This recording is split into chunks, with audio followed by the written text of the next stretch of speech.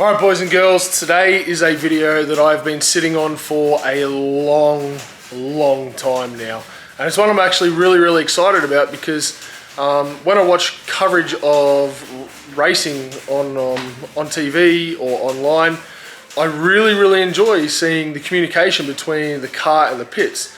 And today I'll be essentially building my own communication system from the car back to the pits. Back to the pit wall, but I've also got a component there that will actually allow you at home when I'm on track racing to actually hear the communication coming in from the track to the car and from the car back to the trackside. So pretty stoked about that, and I'll show you that fairly soon, but this is what we have.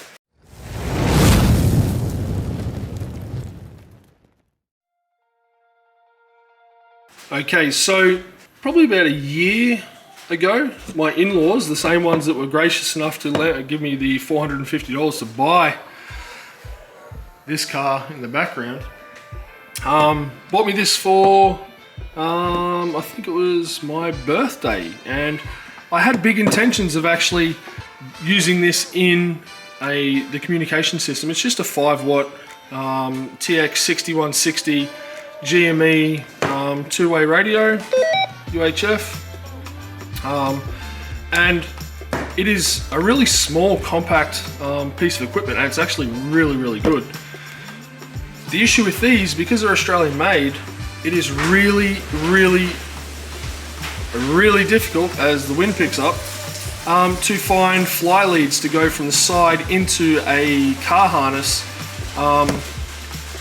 that are specifically made for the GME product. So I thought, bugger it, why don't I just make it?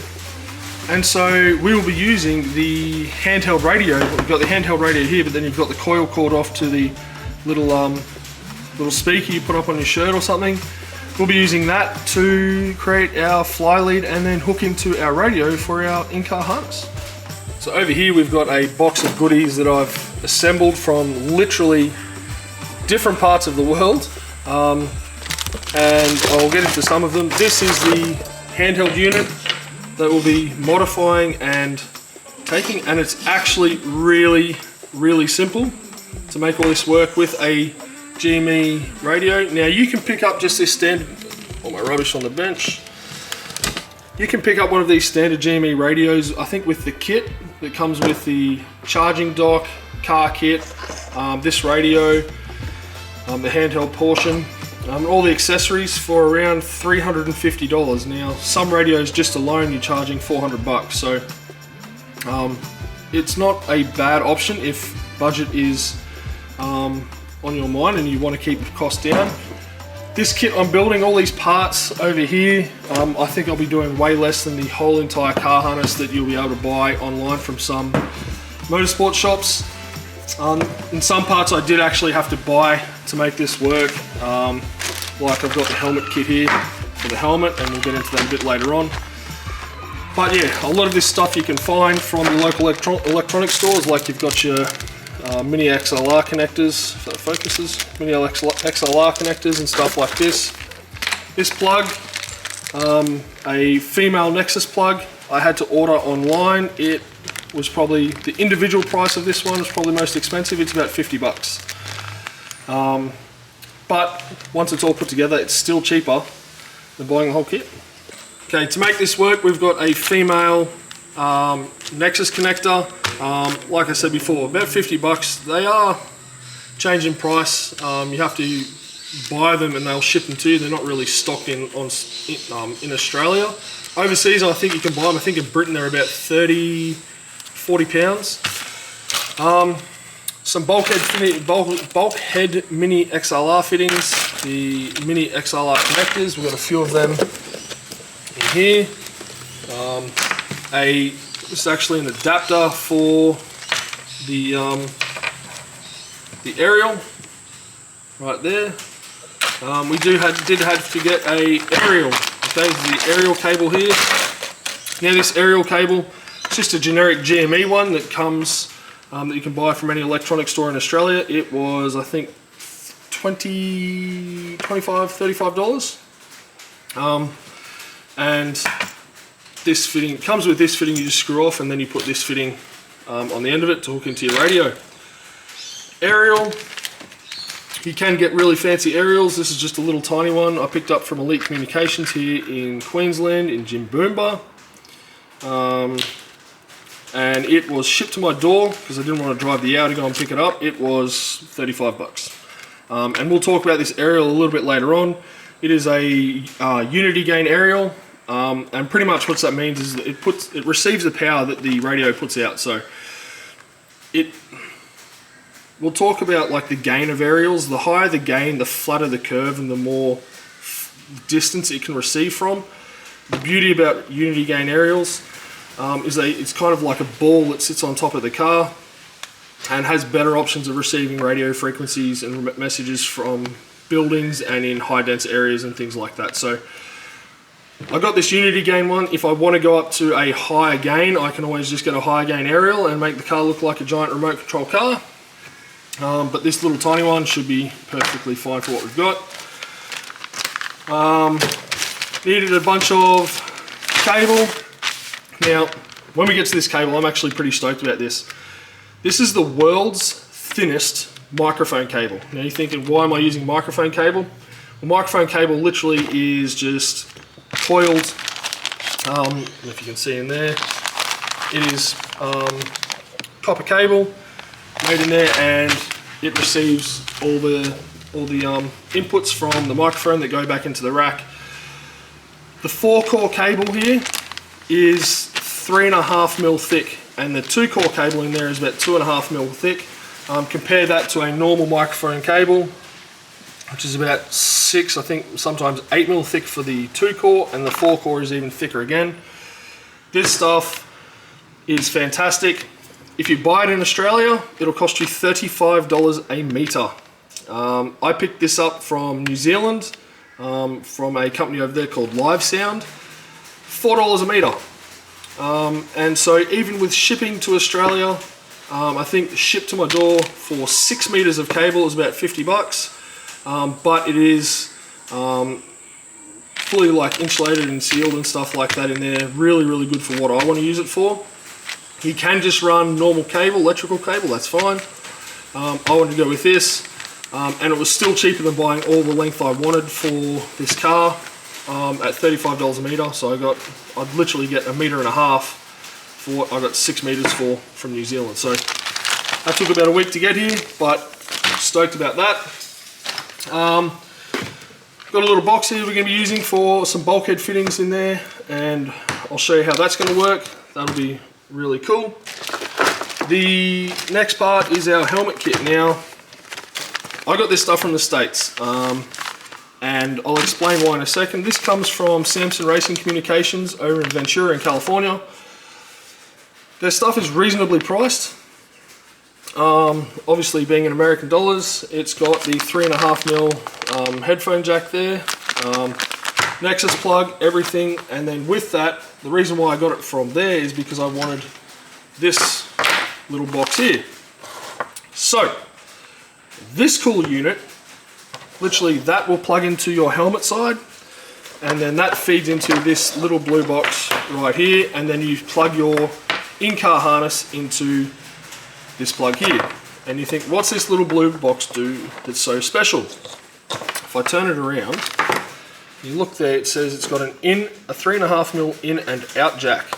Now, the audio out, I run a almost like a patch lead, just a 3.5 mil extension lead from this blue box into a GoPro or any action camera that you want to use to record on-track video, and it will feed the communication between the car or myself in the car and the person on the side of the track from this box and put it onto the action camera. So when I'm driving on track, you'll actually hear the communication between myself and whoever's on the side of the track, which will be absolutely fantastic. That's the audio out. The audio in is even awesome because what it can do is I can plug in some tracks in Australia, you run a receiver. You can connect your receiver from the receiver to this blue box. It will feed the communication through this into my helmet and it will also record it into the audio out and put it on the video as well. So any communication that's happening between myself and the people on the side of the track, this box will feed into the camera that we need to run in the car anyway, and I can film it. So it just adds a bit of extra something special for you guys, and a bit of a different element to the videos that not many people do, which I think will be fantastic. So I'm keen to do that. And this was about $150 American. There is another company that does this, pretty much the exact same thing. I think Samsung were the first to do it. Racing Radios, I believe, do one. Theirs is $300 American. So I went with Samsung for the helmet kit, this little box here, and the patch lead, and it was about $90 shipping to Australia. And then when it got here, FedEx lost it, and then they found it, then they lost it again, and then they found it and dropped it to my door.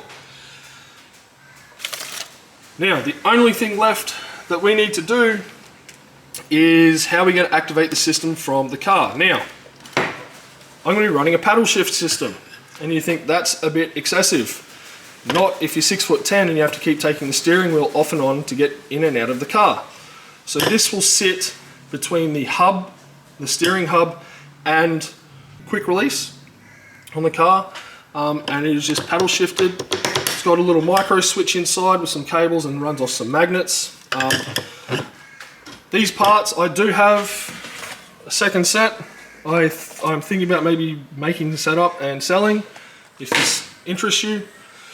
I got this made from a company over in America called Send Cut Send, and essentially you get the design, you go on their website, you upload the design, you choose what material you want it in. This is, I think, 5 or 6 mil high strength aluminium. You choose whether or not you want it powder coated and how you want it to come up. They can actually tap holes in it for you as well. They'll give you a price. You'll agree on it, hit submit. You'll pay for it, and they'll literally cut these out, laser cut these out, and send them to you. The problem is they don't currently ship to Australia, and it just so happens my sister lives over in the States and my parents were going over. So I got this shipped to her, and they brought it back, and it weighs next to nothing. The 3D printed parts in it were made by Matty Hull from the Nugget Project. He got some of these ready for me when he was doing the brake ducts, so I'm forever grateful for him for allowing this to become a reality. This will sit on the car. I can activate the radio system from this side, and then I'm thinking possibly even a drink system from this side. Now, all this design actually is made for a sim racing setup. And this part you can 3D print, all these paddles and stuff like that. I chose the aluminium because I just wanted a bit, or the alloy, I just wanted a bit more strength. Cool unit, keen to see what it looks like in the car, but it also means I can pull the steering wheel off the car and get in and out without having to have cables running from it and everything. And then from that unit, I'm going to hook into a curly cord that I made myself. And I'll probably end up making another one because I'm not sure this one will be quite long enough. These are super simple to make, and if I have to make another one, I'll show you how to do it. But super easy, and it should work an absolute treat. Alright, so how is this all going to work? And it really just starts with this little bit of equipment here. So this is normally your handheld where you push the button in and you talk. Obviously it's got the speaker in there, but if you flip it over, it's got a neat little PCB in there, printed circuit board, and we are going to essentially tap into this to make it all work. So I'm going to pull this out, okay, connect all these connections here up to a bulkhead fitting for a mini XLR. This one here, I'm just going to connect this lead up here to a mini XLR, and then run this to a bulkhead fitting for the mini XLR. Run a mini XLR on this side and plug it in. And then this side, the push to talk. I know it works because I've actually tested it. We're just going to tap in. So I don't know if you can see those two little pieces there. They're your positive terminals that it runs through. So we're going to tap into those and run those to a bulkhead fitting, and then everything will be run out of essentially a control box that this little PCB will sit in, and then we'll make it all work. that's the goal. Let's see if it works, because crossing my fingers and hoping it all comes off.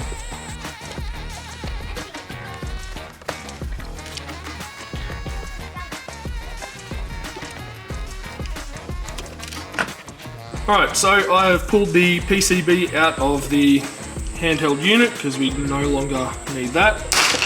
Toss that in our junk pile. All these cables, I can keep those the same, so they should be easy to figure out because there's four cables of different color. This one here is these two cables here are for the microphone, red being positive and black being negative. And then these two are for the speaker. Now I've got my son in my Navara, which has two UHFs in there, and I got him to talk into one of them to the channel that I'm on, and just to double check that red is positive and white is negative, and it is.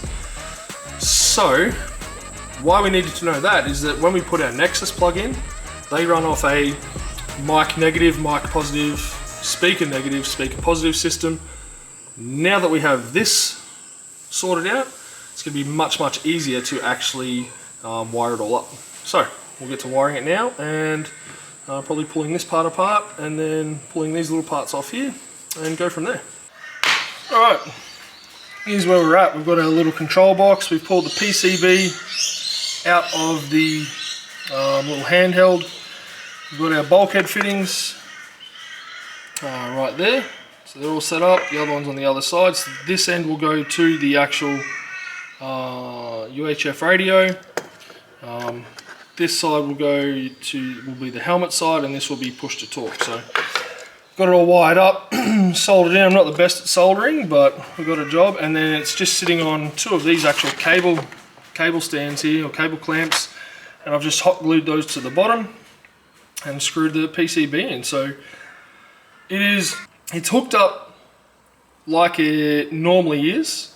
I've just cut the cable here, and the other end is right there, so we'll fix that up.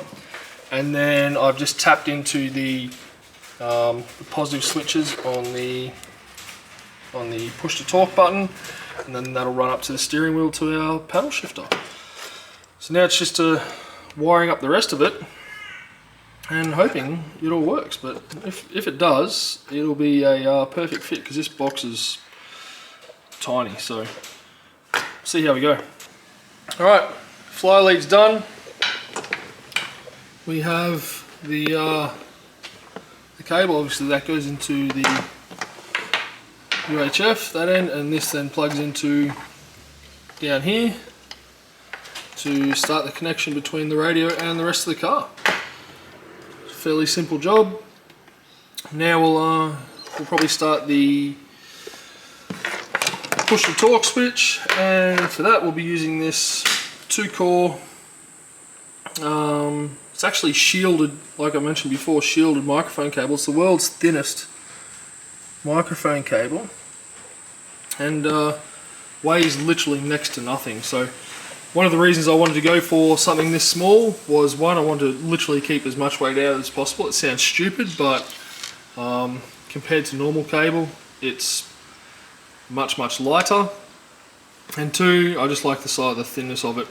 And for $4 a meter, I know you can get probably cheaper stuff or just normal cable, but being shielded, it'll give us the right signals we need from the push to talk straight to the unit, to the little control box we've made up, which will line up with these two orange wires there, and activate our system from our paddle switch.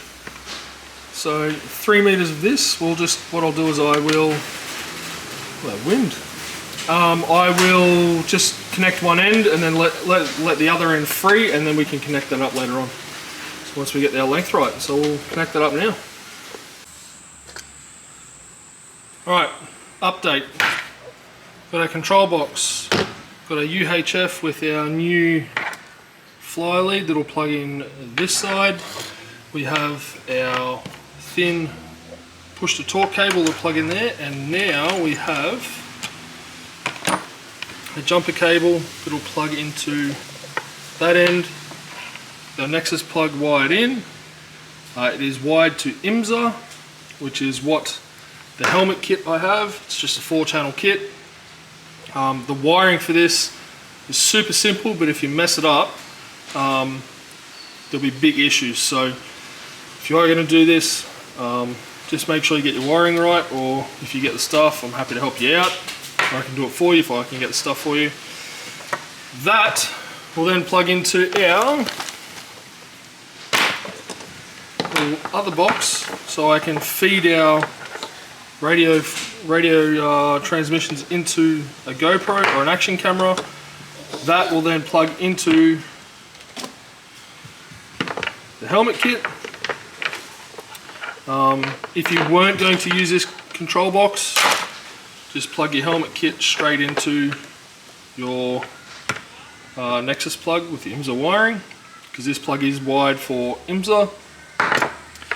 And then you've just got your 3.5mm jack for your headphones. So all that is activated off our paddle switch. Now we just have to figure out where to put it in the car and get it all mounted up.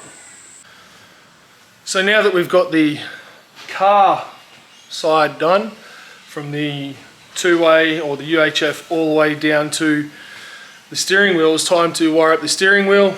And we've got the paddle shift in there now. So that looks awesome. So it's literally radio on this side, and probably a drink bottle on that side. It's just activated by micro switches, and then I've done it so I can pull this whole unit off and disconnect the Deutsch connector that's in there, a 4-way Deutsch connector, and then the curly cord is actually run through a hole that's in the back of the steering boss, and it connects up there. And then under the dash I'll wire in our push to talk button, and then that other lead down there without a connector, that will go to a drink bottle eventually when we get that sorted. So now it's just time to start running lines. So that is, oh, I'm actually really happy with that. Not shifting gears, just radio, and away we go. Alright, so the issue I have now is where to put everything. So just for these purposes, I've got the GoPro there. I may change that. I'm thinking about actually changing that complete camera to something a little bit different. But for the moment, that will work. And then if I do change it, I'll run the GoPro somewhere else in the car. But now it's just trying to figure out where to put all the radios and stuff. I want the radios somewhat close to me so I can actually reach it if I need to turn the volume down or up. So I may sneak it just down by the seat down there. We'll have a look. Alright, so got a bit of space down there, I guess. Put it down there somewhere. I'll have to figure it out. It's just I've got all the cabling I need to run, so I just want to get it right the first time, so I'm not mucking around with it. So I'm thinking possibly maybe just down there somewhere. Okay, it's now probably about a week later. Actually, it is a week later, and after a bit of mucking around and trying to get things sorted, I think I have our whole system sorted. The little blue box that I wanted to run that could run communications to the GoPro or an action camera, it doesn't work the way I wanted it to. I can run my microphone to the GoPro, but I won't be able to communicate out. And I think it's something to do with a bit of the wiring in there. And I just tried fixing it up, fixing up one of the soldering points, and I think I might have fried the PCB. Accidents happen. That's okay. I'll try and get another one in the future and see if I can get one that works. But the good thing is our communication system, our two-way system from the paddle shift all the way through to the radio, it works completely fine, and I'll show you that a bit later on. Now we just got to put it all together and get it all working. So now it's time to start installing it in the car. Like I said in the last video, just finding a place for the radio, seeing where that all goes, and then we'll get it in and get it sorted. And I'll tell you about a little solution I came up with for mounting the radio to the car. So hopefully that all works out and that works well. But we will have a radio in the car that can talk to people in the pits. Okay, so we've got our little control box mounted down here. Our cable for the paddle shift is right there, and then the other side feeds up to the helmet, and then the feed from the two-way will come into this side here, and I'll mount the two-way down here. Now, you're probably wondering, Mitch, how are you going to do that? Well, I think paying, I don't know, 70, 120 bucks for a plastic box filled with foam to put your radio in is a little bit excessive. So in the true save money where you can style, we are going to be making our own, and it will be using these two 65mm, what are they called? Oh no. Two 65mm dropper outlets for downpipes from Bunnings, the local hardware store. And I'll mount those. I've cut a little gap out there for the radio to sit in. That will, I'll mount that on top there, like so, and then our radio, when it's ready to put in, I'll just drop it straight in like that, as my wife gives my son some singing lessons inside. So that'll sit in there like that, and I'll mount that to the car. What's up? Oh, it's a new toolbox. So that'll sit in there like that, and then I'll fill that, put some high density foam or some foam in there to keep it stable, and I might even strap it in, and that means when I'm in the car, I'll be able to adjust the volume of the two-way from my seat, and that'll plug, this end will plug straight into our little control box. So now it's just to mount it all together, give it a paint, and figure out how we're going to get it in the car. And after a bit of fabrication work, we've got our little mount for our two-way, so that'll sit in the car, and the radio will slide in there, and it's going nowhere. It's literally stuck in there until you actually have to give it a bit of a good pull out with two hands. So we'll stick that in the car, and that'll mount our radio, and that means I'll be able to sit next to the car, close to the car, and next to the seat, sorry, and reach down and adjust the volume if I need to. Alright, change the shirt. The other one was getting a bit too sweaty.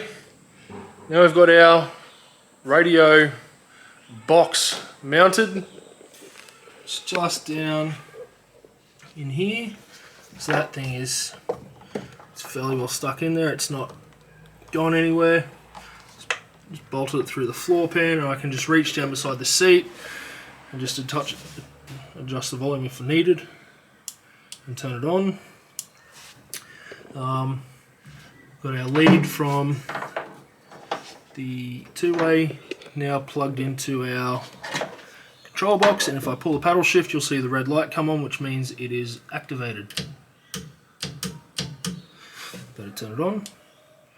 There we go. So it's working.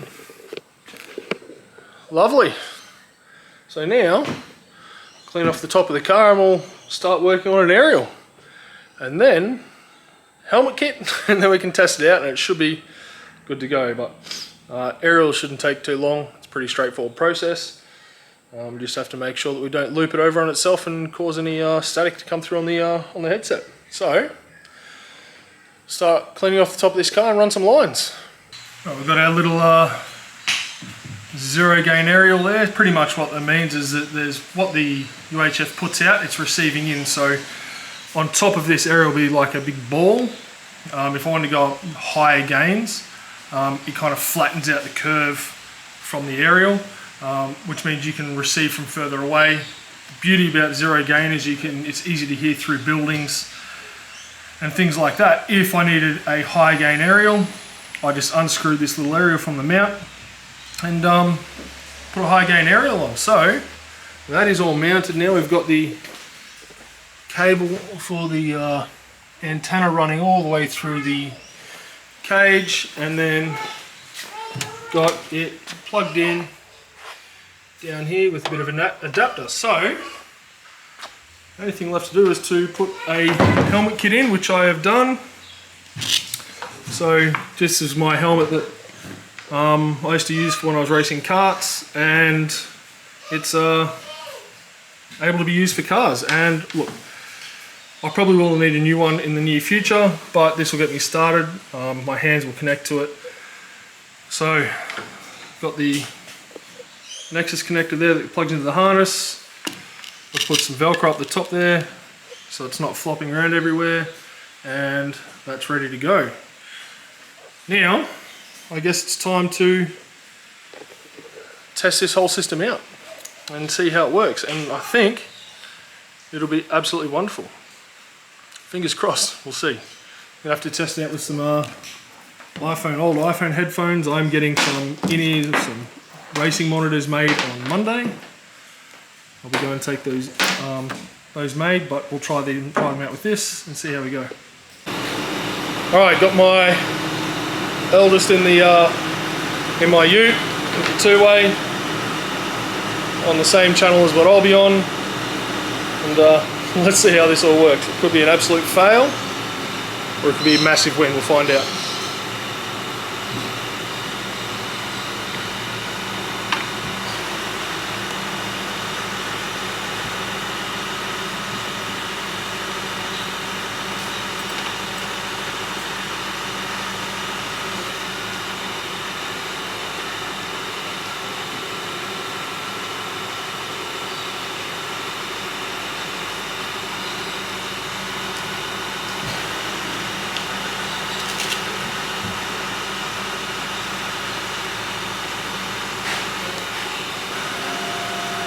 Can you hear me, boy? You can actually hear me? Sounds good? Yep. Alright, well it works then, doesn't it? Yeah. Then you talk me when I'm on the track. Yeah. Does that excite you? Alright, well it works. All good.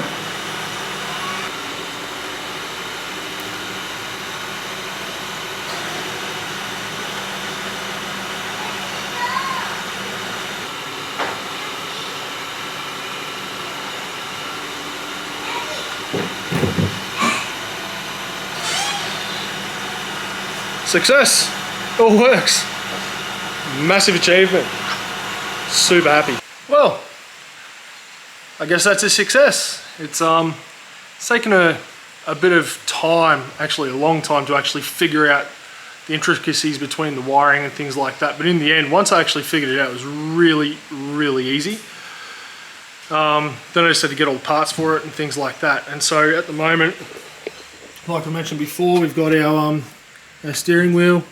If you've got any questions about the curly cord here, I've just zip tied it around there, so it's not actually going to get pulled out, and then zip tied up here. So if I was to turn the steering wheel, it's at a good length where it's not actually going to tear or pull. The paddle shifters actually turn with the steering wheel, but once I pull the steering wheel off, they stay on the steering boss. So if I'm going through a corner, because these cars don't actually go incredibly high speeds, if I go through a corner, I can still talk on the radio if I need to. But yeah, it's perfect. I got the harness for the helmet. It's just sitting through the helmet loop here. If I need to adjust that, I can. I think I might even try and run it off the roll hoop up the top here if I need to. Radio's down there. It's all mounted up. Super easy to get to if I need to. A little aerial. It is now run. It's a nice little aerial there, so it's not doesn't look like a remote control car out on track. And then got my helmet with the helmet kit in. It's just sitting in there. I don't know if you can see it. There's the microphone there, right inside, and then I have the connection for the headset or for my in-ears right there, mounted up. Now, like I said before, this helmet will probably not be the one that I stay with forever. My head has actually probably grown a little bit as I've gotten older. Head gets a bit fatter. And so I'll need to change it eventually, but it'll do to get us racing, get us out on track and get us started. And then I've just got the Nexus connection there. It's just got a bit of Velcro on it, so when I get in and out of the car I can just put it on there and it's not going anywhere. And this cable's not flopping around. So, super happy. It's like I said, took a while, took a bit of time to get it all sorted and worked out, but now that it is, I am stoked. So, all it leaves us to do now is get us set up in this car, get us set up in the car and get it out. And that's not too far away. I think the goal is to possibly have it out at a sprint day next month. And then we'll get it going. The roll cage is now registered with Motorsport Australia. I just got to get it log booked and get it on track. So that about does us for the radio system. Super simple once you wrap your head around it, especially if you're going to use the existing handset, the extendable handset on the two-way. If you can utilize that stuff and put it into your radio harness, it'll save you heaps of money. There's a little cost to getting all the parts you need, but once you get it, if you buy parts as you go along, it works out to be pretty effective, especially if you can find them on sale. And once that's done, you're all set to jet. So we're all good. I still am working on getting a headset and a two-way for the trackside, personal on trackside, because I've got some people that want to come out and help me at the track. But once I get that, we'll be good to go. And no doubt once we get our little cable, our little control box in there that will allow us to record all our footage and our communication onto the GoPro or an action camera, it will make on-track viewing so much better. So I have a solution coming for that. I hope it works. I ruined the other one, I believe, because it's just not working. That's all right. But the whole harness works without that in there, but once I put that harness in there, it doesn't work. So I think the solution I've got coming will be effective. Wait and see. It'll be a couple of months off, so we'll just wait and see. All right, guys. Thank you for viewing. Hope you learned something that you can actually build this yourself, and it is not a daunting exercise to actually build it. It is raining here. It is humid.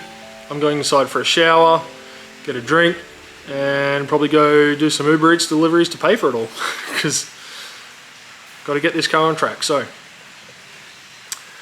I'll see you next time. Cheers, guys.